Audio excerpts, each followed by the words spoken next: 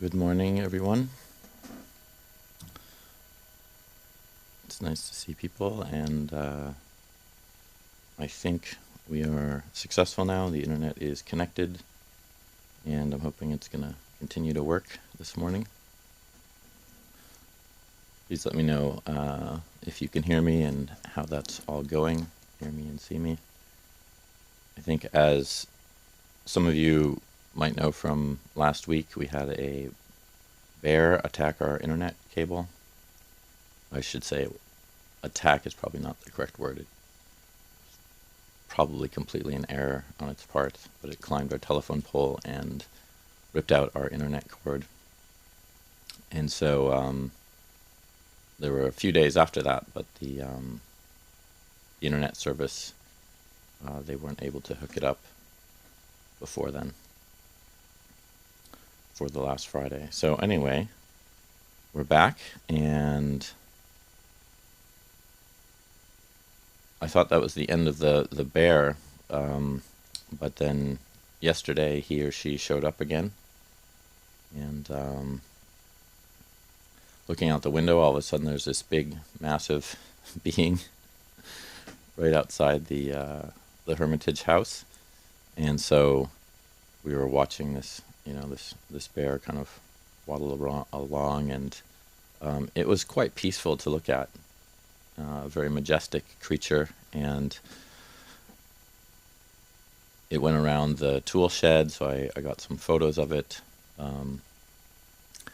and then it just started meandering up the hill very slowly, and I thought, oh, I gotta run after it and take some photos, which I did, but I didn't run, and I didn't go after it. I stayed pretty far, and then it stopped midway up the hill, and I made some clucking sounds, but I didn't move. So it turned around and it just started looking at me, which is quite nice. But it couldn't tell, I think, what I was, because there was no movement there. And I was reflecting on how, in thinking about, the bear in the first place, it was kind of an annoyance that it had taken out the internet cable. And that it's just was this kind of hindrance that got in the way, and then seeing the bear, it's quite, it's just such a beautiful thing to see a large animal like that, a wild animal, and especially not, it kind of like pushed over, or it tried to kind of push into some of our trash cans. It was curious, but just seeing it sort of peaceful and not feeling threatened, it was a beautiful thing to watch, an animal like that. And of course I didn't perceive, bears can be dangerous, but if they don't have cubs with them, they usually aren't. So it's just interesting to juxtapose that to the kind of annoying being that caused me problems, and then seeing this, probably the same bear, walking through the property almost a week later, and just having positive feelings for it and welcoming it. Of course, there's now a conduit along the internet cable, so there's a bit more confidence. The bear can't necessarily take it out, but nevertheless, I was just feeling that difference. That I had, just in terms of being with the bear the second time, whereas the first time I didn't see it, the other monks saw it, but actually the next day, after it took out the cable. But that second time, it was kind of like, yeah, make your home here, please be welcome, and there was an interest in that bear being around. Although I don't think I'd want to have it surprise me at the door of my kuti. Dhamma did have it pass by him last week, and he was in his tent, so there wasn't much protecting him there. And just thinking about how we frame our experience with other beings, it's important, I think, to try to recollect that when we have particular aversions towards others, or fear around people, this can, this is a very natural phenomena for us. A sense that when we think about a person, we can feel threatened about by their presence in our thoughts, or we can likewise feel desirous, or we can feel angry with them. And it's interesting because a lot of times we miss a very important point around that, and that is that when we're thinking about some person, some being, some situation, we think that that's the person we're angry at, and it's very humorous actually, because it's a thought about the person. They're definitely not there when if we're thinking about somebody who isn't present for us.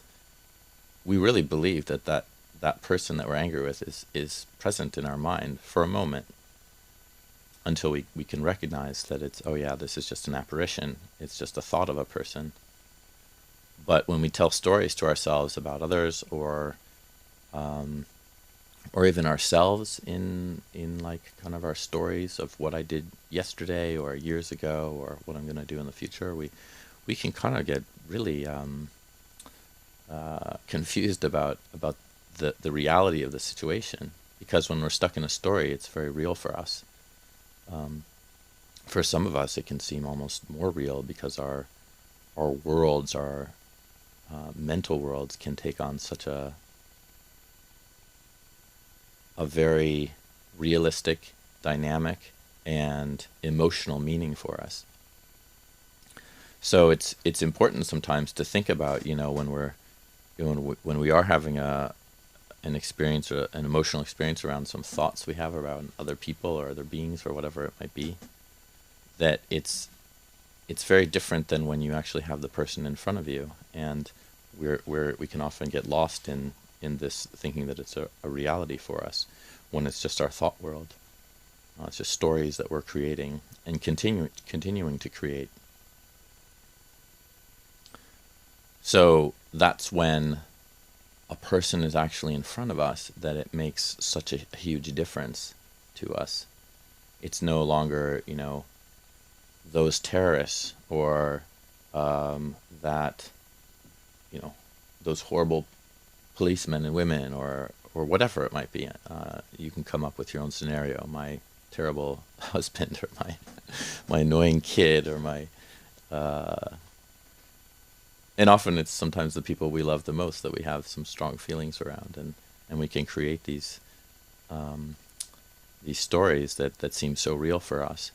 But then when we're present with another person, or even just like something like seeing ourselves in the mirror, it's like, oh, right, that's me right now here, or that's this other person who I have these strong feelings about. And I know for myself, whenever I'm in a situation where I can identify and see, like, oh, I'm actually creating this person, it's so helpful to kind of counteract my thoughts, but also to, if I can, be around that person, especially if there's some strong emotions around them, there might be some difficulty or stress around that, then it can really have such a helpful, it can give us a helpful balance to our understanding of our own minds, because we see, like, oh, what is this person I'm angry at? I'm not actually angry at a person. I'm at a creation. I'm angry at a creation of that person. I'm angry at a fabricated experience that I've made. So when we're with the sort of dynamic situation, when we're really with somebody and responding in real time, then we have this chance to really question our beliefs and our motives and our understandings of who and what we think another is, or ourselves, our particular takes and positions. I think for so many of us, it can be quite disarming and really helpful when we speak to people who we have difficulty with. So I think of some of the great moments in human history, and just or just regular moments where people kind of see each other as another human being. There's compassion that can come up. There is empathy, and we can say, "Oh, right, this is not. I've created this sort of other that's this demon," or we can be tyrannical about it, or again, it can go in the other way of around greed and lust, particularly around romantic feelings, or something that might come up where we've really put someone on a pedestal, or we really want to spend a lot of time with a particular person, and in all the situations where I think it's just a sense of trying to get a reality check in there, like, oh right, this is a person who usually has foibles just like me, who has imperfections just like me, and they also have emotional ups and downs, and their loves and their hates and their interests, and especially though they're suffering. That's what is so important for us to try to get in contact with, and I think that can be quite difficult for myself when this comes up. Is I know if I feel hurt around someone else, if they've said something that was painful to me, I feel like I've been criticized, and then I kind of lash out in my own mind against them, or I might want to block them out, or not speak to them. I can remember one of the funny things that I've said to myself when this occurs is, I'm never going to talk to this person again. And so that's what's really important to kind of look at, is like, oh, how can I check myself, because there can be such a strong reaction to how we think about others and how we perceive others. So I think getting in touch with that sense of suffering is very helpful to try to really remember, like, well, just like I suffer, another person suffers. I mean, it can be probably pretty rare that happens with an arahant, that you're angry with a particular arahant. So most of us are, to a degree, also suffering. So we can have that kind of kinship with another person, and that's really helpful, because then when we do have that sense of kinship, we do have that sense of communal experience with another, then that aversion can really pass away, and or lust or greed. We can see a person for who and what they are, that they're often very similar to us. So someone might think of someone who they really have a hard time with, somebody who's like a world leader, or past world leader, and that's interesting to look at, because it's like, well, that's really a lot of projection, isn't it? If you've never met the person, really, what's there to hate? How can we actually say we know? Because we come from a state of knowing. I know what he's thinking, or what she's doing, and why he did that, and what his motives were, and where she's going with this, or whatever it is. Fill in the blanks. But we don't know unless that we actually are there with that person. We're present with them. We can only guess, and no matter how much of the news or the facts we think we have, or until you actually sit down with a person, or you're right there with them, it's very hard to really know them as another human being. And I would say this in a controversial way, to even know, like, well, was there a humaneness to Hitler? Which sounds shocking to even think about. Can we see him in any other way other than a devil or something like that? Most people bring his image up because it's the easiest in terms of the most sort of recent difficult person, but there's others, right? There's so many others. But I bet that if one actually sat down with Hitler, might be a difficult thing to do. But probably find a fairly deranged person, someone who was suffering immensely, who probably was so distanced from the incalculable suffering that he was causing to other people that we could actually have our hearts sort of reach out or understand that there is some humanness behind that. And that has nothing to do with then suggesting that his actions were okay in any way, but it's more along the lines of, oh, right, there can be completely evil actions, really, really terrible things that people can do, but yet these are actions. They're not the person, and they accumulate and they cause a lot of problems for a person. But we personify that. We just say, no, there's complete evil, or we make it a black and white issue where it's just a complete way that somebody is seen without seeing the bigger picture. So I think there's an important way of examining our thoughts and our experiences of others, and trying to see, almost in every situation, it's anicca. It's not known. We're not sure. How can we be sure of another person? I'm thinking about, like, for the example of, we're told from the suttas of advanced practitioners who can read minds.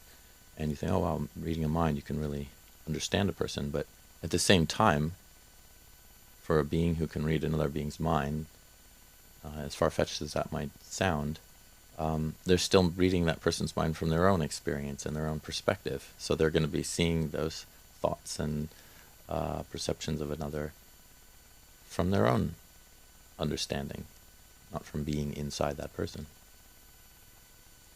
So my point is that we can really never know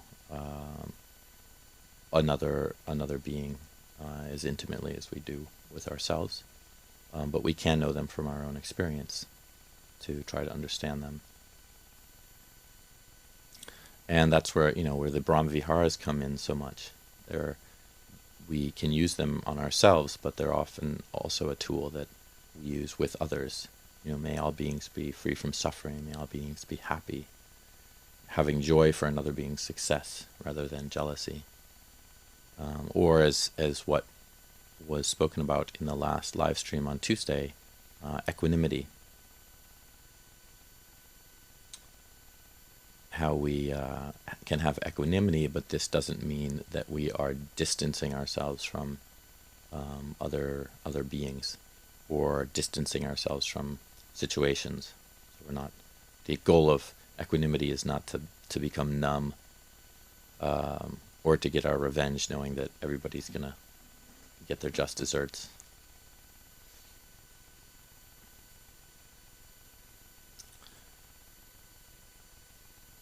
So there's a question from Shelley saying, aren't we always creating the other person in our minds? What else can we do? Well, this is true, that no matter what kind of thought one is having about another person, this is a creation, it's a fabrication. But how can that be done skillfully? And the fact is that whenever we think of another, it's a sankhara. And even through our own perceptions, I would say, of another person, there's still a sankhara, even if they're present with us. Because this is our mind receiving information, and we're processing that and creating thoughts around it and what we're going to say next. So actually, it's all a fabrication, really. It doesn't mean that a person isn't real or we're not real. But what else can we do is we can be skillful with that situation. We can understand that there has to be skill in order for us not to suffer or to cause suffering for other people. And so we need to often balance out how it is we relate to our own experience and how we relate to others. So I think most of us are fairly versed in this. We know often what the right thing is to say or to do in a situation, but we're caught off guard. We lose mindfulness. We lose our wisdom. And this is how we get into sticky situations or difficult situations. So there has to be a heedfulness, a sense of knowing what the right thing is to do at the right time, the right place.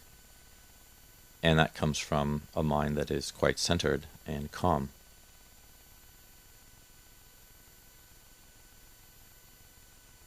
So that's what we're doing here. We're trying to create a center for us, a place where there isn't, we're not sort of caught up in the hurricane, but we're in the eye of the hurricane. So we're at the center where there isn't any movement.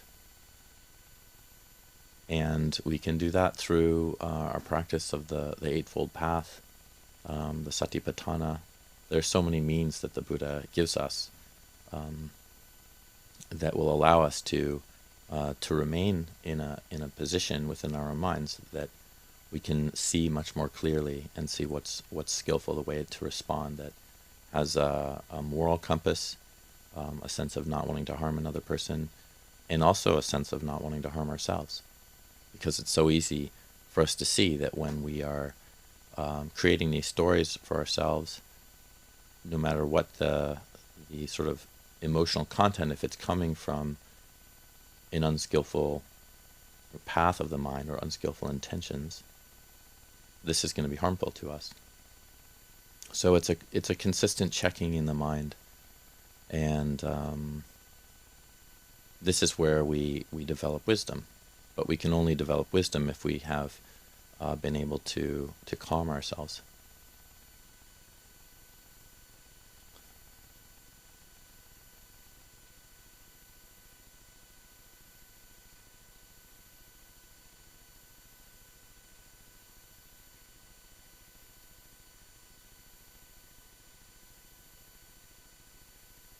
So I think that one of the things that's quite helpful is to look at, kind of see ourselves as how we can be a benefit, how we can help others.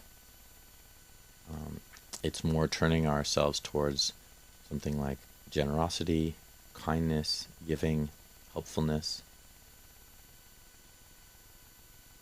And these are all traits that can allow our minds to have peace rather than be spun around by aversion or bewilderment or greed.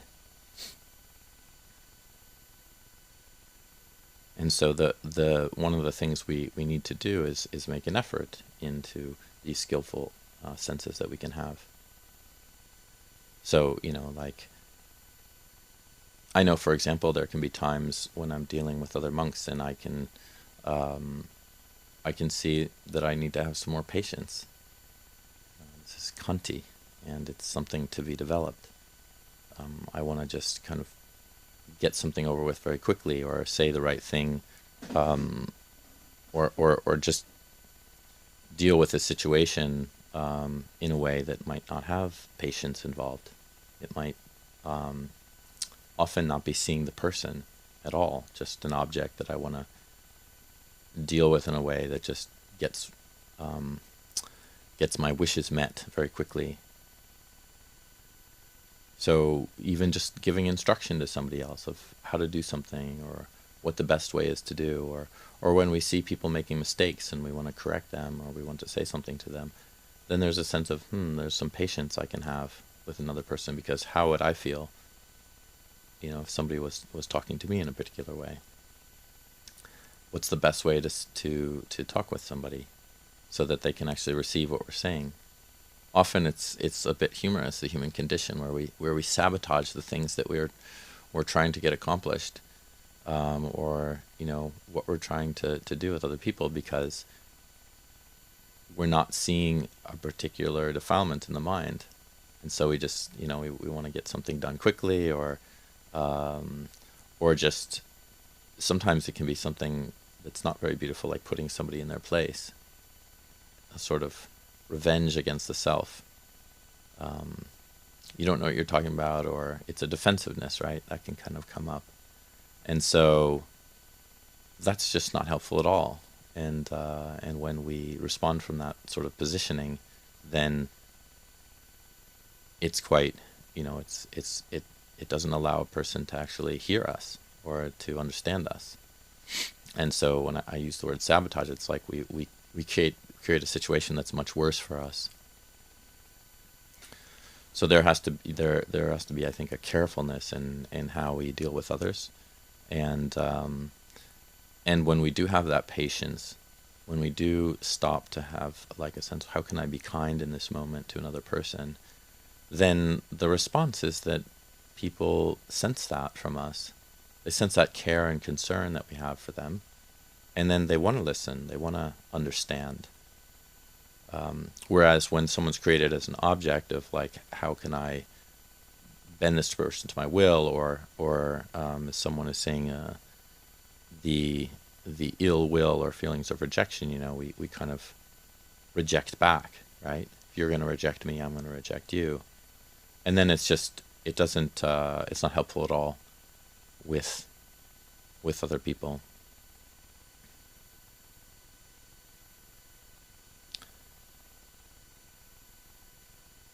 So there's a question around that. How do you reject a rotten tomato soup without ill will?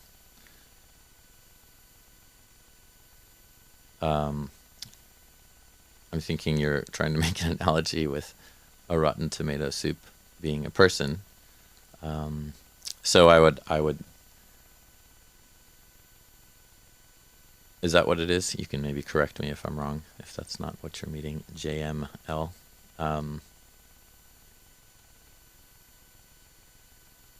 It's difficult to deal with the pain of rejection in a moment when we're with somebody, when somebody said something very insulting to us or painful to us, and we're there, and it can seem to muster all our strength in order to deal with that kind of situation.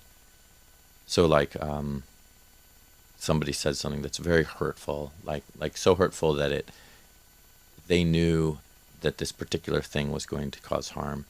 It was really going to be something that was searing to the heart, and it said to you. And so in dealing with that, it's very painful. And so the last thing we want to do is retort. I think for most of us, we want to say something, we want to reject that person, we want to defend ourselves, and we can feel this sense of, as I've referred to, this sense of body armor that we sort of put on.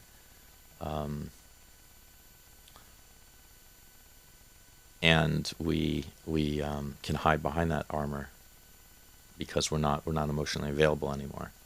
So there is a sense of putting our arms up in front of us and trying to defend ourselves, because there's a sense of our very survival being threatened. And that's a very normal human response. But as the Buddha says, what we want to be is more like a cracked bell or cracked gong. And we might hear that and think, why would you want to be cracked anything, But if you've ever tried to ring a bell that's cracked, there was this really large one, I saw it at Wat Buddha Dhamma in Australia, which is a few hours out of Sydney.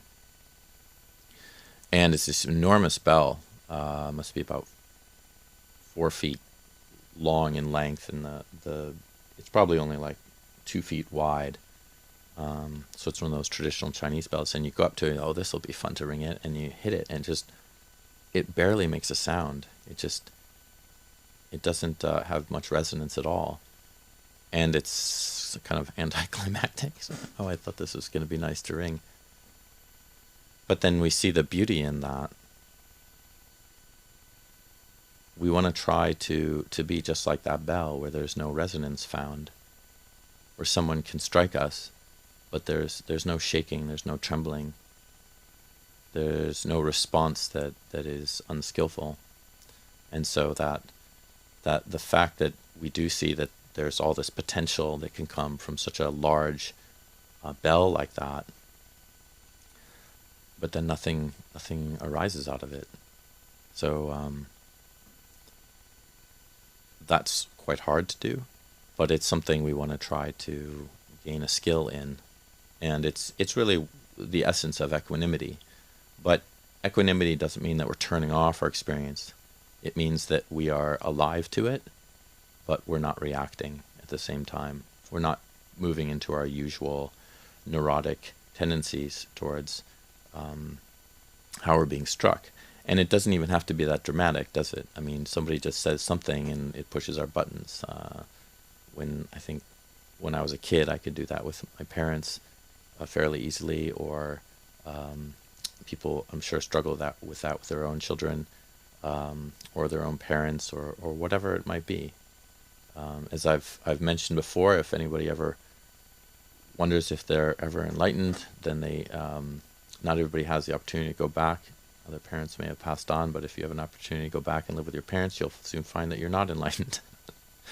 So there are ways of with people we know and those who are closest to us that we can really resonate when there's even a light touch, and just a slight button is pressed, and all of a sudden, whoa, what did I say, and how did that happen? Just a few words. So we're really trying to be aware of that, a sense of quieting ourselves, a peace in the mind that we can find. There's a center that we can be in, as I mentioned, like the center of the hurricane, where there's no wind, there's nothing happening in that point. It's a very calm place, the center of the hurricane. Whereas just outside of that center, it's just violent winds and incredible forces. So that's an acknowledgement that there are these difficult movements around us, or even in our own being, but we have to keep searching for what is going to allow us to find peace. And that's a lot of what we're doing when we're meditating. It's a lot of what we're doing when we're bringing mindfulness to the fore, when we are paying attention to our bodies, for example.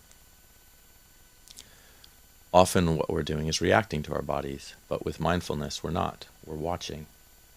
So reaction would be like, I feel tension, I feel, all of these, I'm having all of these experiences within that are telling me, oh, I have to react in this particular way.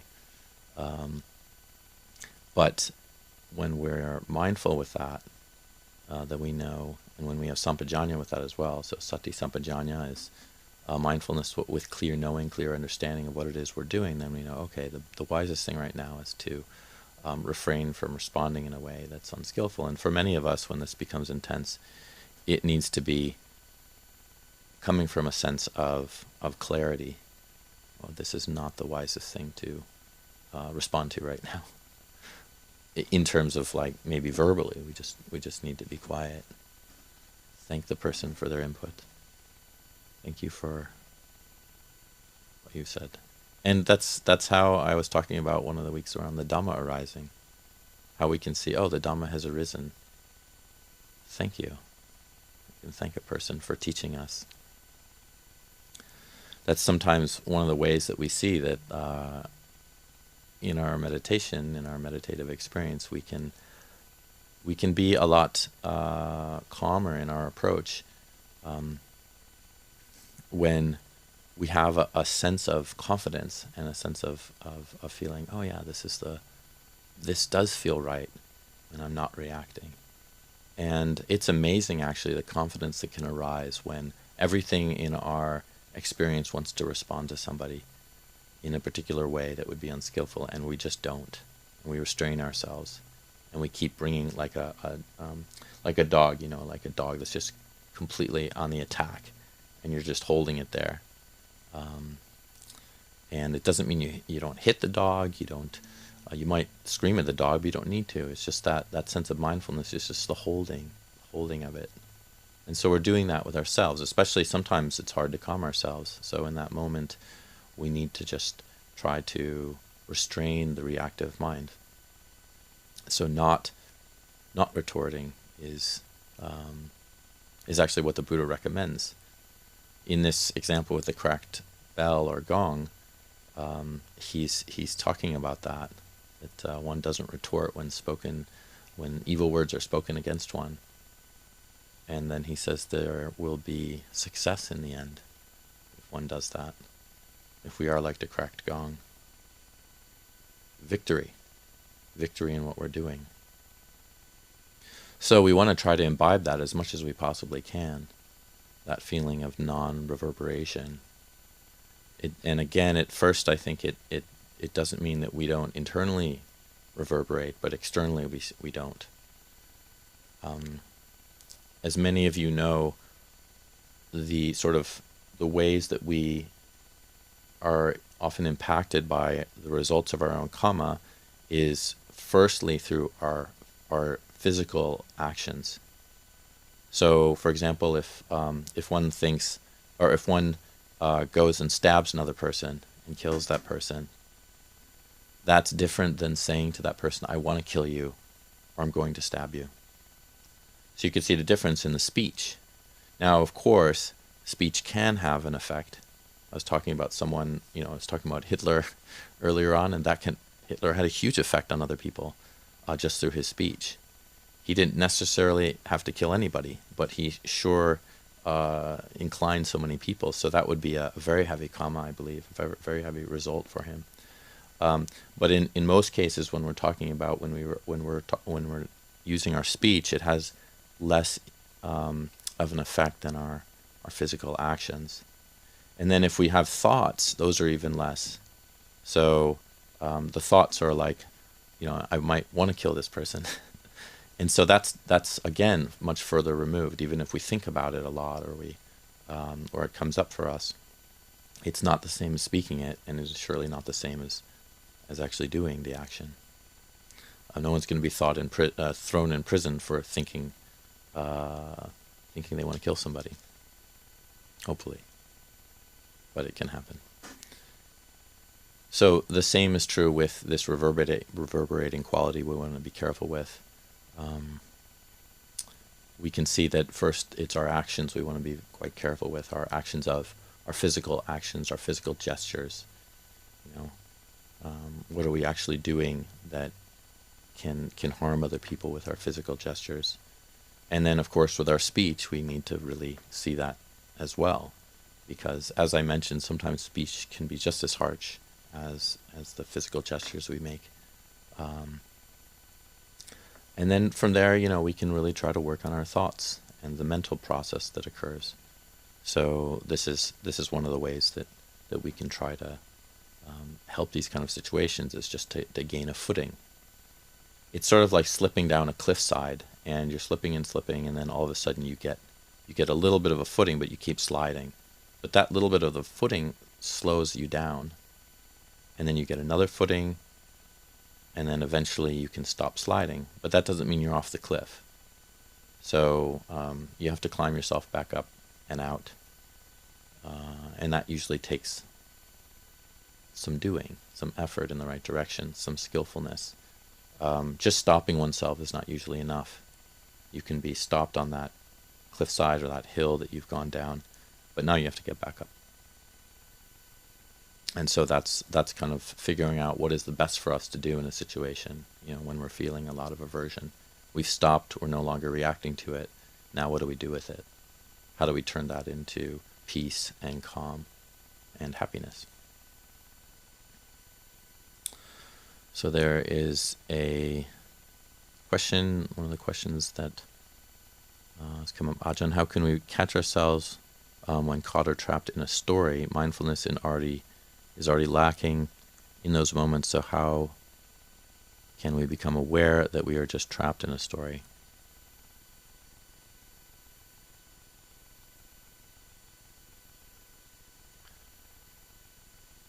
So that it is very difficult to if one is in a story and then it's just the mind is going on and on. There's when we are in that kind of situation where we've moved from being centered, from actually know what's going on, from sati sampajanya, from mindfulness, to the mind just begins to move into a distraction. And then if we're not aware of that distraction, then it begins wandering. So it begins to wander, and then it's lost. And so it's kind of like being lost in the woods. You can't find your bearings. There's nothing there. There's no direction to show you where you've necessarily gone. If you can't recognize any place, anything in the woods that's telling you how to get back to where you were, there's no path, it's very difficult.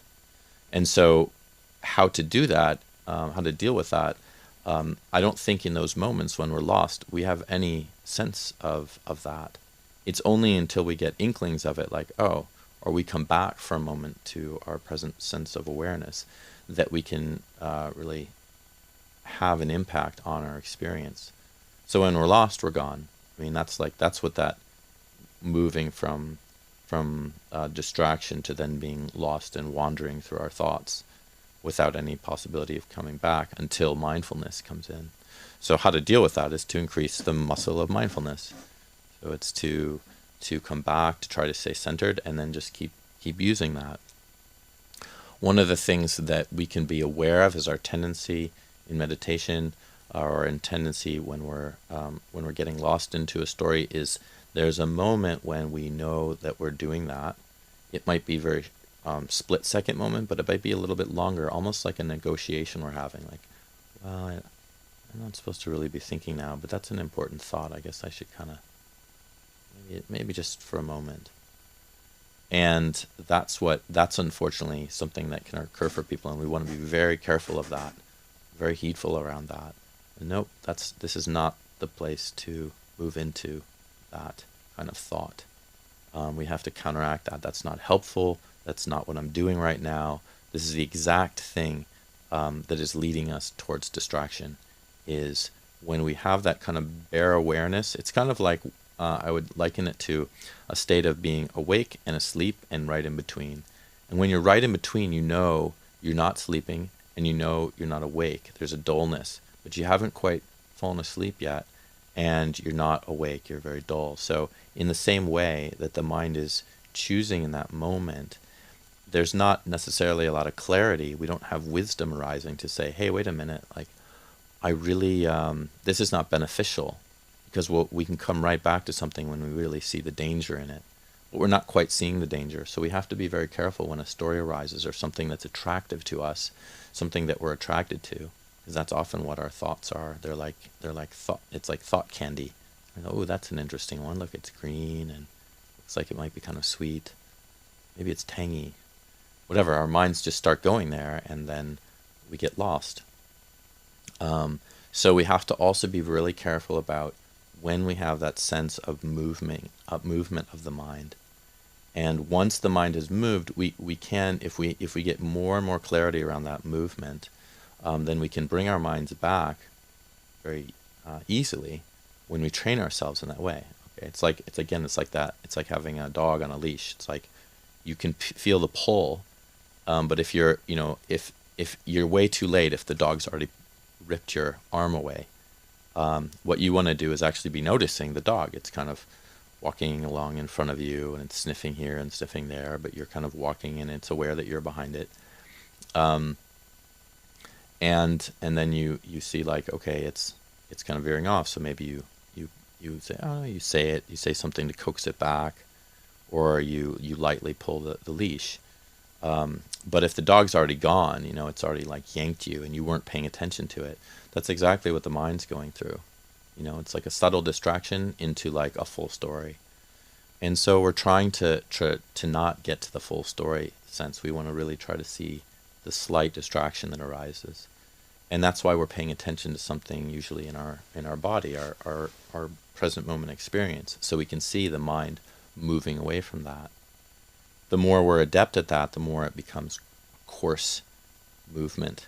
Rather than a subtle movement, we see it as becoming more and more coarse. So we get quite skilled in like a hair's movement of the attention, or the mindfulness moving from what it is we're looking at, examining, to this distraction.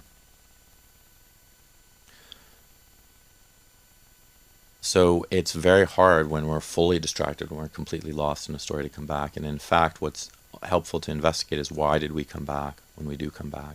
Because often it's the sense that the mind has wandered, and then we're lost in that wandering. We're just completely enmeshed in a story, and then all of a sudden we recognize, oh, I'm sitting in meditation. It's a real waking up. what I would suggest is also paying attention to that moment and getting very, very careful with observing what happens. How did we actually come back? How did we wake up from that moment? And that will train us to recognize that moment as something we want to attune ourselves to, so that if it's subtly coming up, bringing us back from a story, then we have a sense of accentuating it. Like, oh yeah, or noticing it and seeing it and using it. Oh, something, oh right, there's a story going on right now. And then we can come back. Sometimes that story can be so alluring that we don't want to come back. And so we say, oh no, I'm not getting very far with my meditation. The story is more exciting and interesting. So we have to be very careful of that. That's desire working its way into our minds. And there's all kinds of ways to pay attention, but I think one of the problems is that we sort of slam back into our breath, or we slam back into whatever it is we're noticing when we find that we're caught into a story. And then, as I've mentioned before many times, we chastise ourselves, or I think, oh, it's terrible, I'm such a bad meditator, and on this story goes. We create another story around that. When we're doing that, we're creating quite a negative perception of our meditation. Why would you really want to meditate if you're chastising yourself every time that you actually have a success? Being lost it's an unfortunate experience, being absorbed in thought worlds, but success is actually recognizing that and coming back to the meditation. Unfortunately, and I'll drive this home many, many times, we need to really oppose that sense of negativity around when we have been lost, because we get focused on, I was such an idiot, I'm such a bad meditator, I can't believe I've been thinking for the last, must have been 30 minutes, whatever it is. And that negativity just creates a perception that we're a failure and the meditation's a failure, whereas in that moment, that's the best moment you can have in meditation. Not the best, but it's one of the best, is when you're aware of you're being lost, and then you come back and you say, oh, yes, I did it. All right, mindfulness is back. Here we go again. And we want to really kind of congratulate ourselves and be happy in that moment. Because if we're not, again, we're just going to create this sort of woe is me, and who's going to really want to meditate when we're sort of whipping ourselves for the mind getting lost? It's a natural fact. This is what minds do. And it's not until one has really gained a lot of time and skill, or somehow has the luck, or not the luck, but maybe the past lives of having had this skill beforehand. Some people are very adept at meditation without having to put a lot of effort into it. We're trying to really hone our minds to understand what is the best way for us to conduct ourselves, to be present, and there's no point in the Buddhist teachings where he says it's good to torture yourself, and in fact he says you really shouldn't be doing that. You have to take the middle way. You have to approach yourself with kindness, and so we want to do that over and over again in our meditation. We want to really try to bring ourselves to a sense of what we're doing is good and helpful, and not chastising or whipping ourselves. So that's the reward we're giving ourselves, is sort of a congratulatory note, like, all right, I did it again, I'm back to the present moment. So this is, I think, how we can deal with the stories of our mind. And also, one of the things is taking an interest in them. Well, where did my mind go, and how did that happen? We don't want to get lost in that interest, but we do want to try to kind of sense what are our patterns, what are our habits, how did that actually occur, how did that happen? And when we do that, then we have a potential to know our minds in a very intimate way, and say, oh, here I go again in that particular direction, and I want to bring my mind back. I want to bring it to the center again.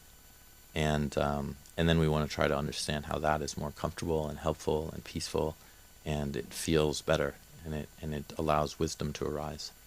Wisdom does not arise from a sense of just distraction and the mind moving from story to story, or believing in other people, or our fabrications about them.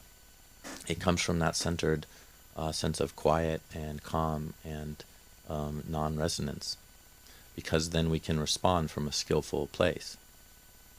That's the most beautiful aspect of the Dhamma, is that once we penetrate it and understand it, we know what to do. Our minds are ready for work. They're ready for doing the right thing. And so that's really the goal of our practice, is to allow peace to arise so that wisdom can arise with it. And then in any kind of adverse situation, we're able to react in ways where we feel quite happy, and in ways that are skillful, and they benefit not only ourselves but other people.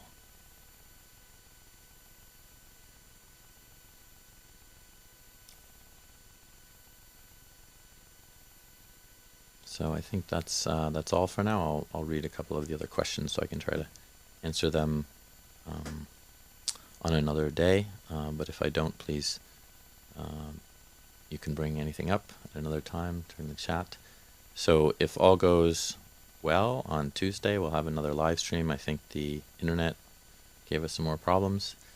There's the uncertainty. So the last half an hour was a bit choppy, and I think we're going to possibly be able to overcome that, according to Ajahn Siddhanto, with technology. So things might slow down, but there is a way to still hear and see something, but not have the video conk out. So I'll try to work with that so that Tuesday night at Yoga Samadhi, it won't you won't have a problem, or as much of a problem, with seeing or hearing. So for those of you who are there, we'll see you Tuesday night, 6:30.